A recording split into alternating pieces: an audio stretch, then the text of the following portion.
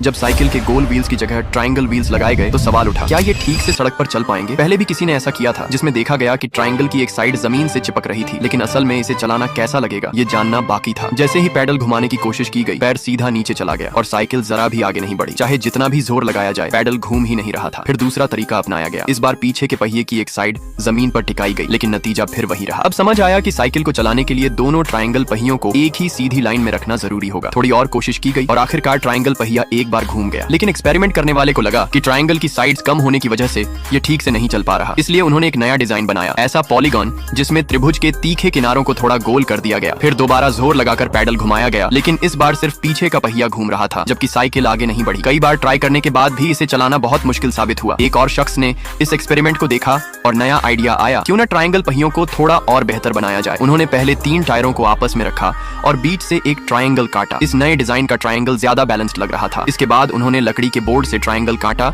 और तीनों किनारों पर टायर जोड़ दिए। यही प्रक्रिया दोबारा अपनाकर दूसरा पहिया भी तैयार किया गया। अब बारी थी एक खास स्लाइडिंग ट्रैक बनाने की, जिसे पहियों के ऊपर लगाया गया। सबसे दिलचस्प बात यह थी कि पीछे का पहिया साइकिल के फ्रेम से जुड़ा नहीं था, इसलिए जब साइकिल चलती तो पूरा फ्रेम भी हल्का हल्का हिलता। ऊपर के स्लाइडिंग ट्रैक ने इस सवारी को और भी ज्यादा बैलेंस्ड बना दिया।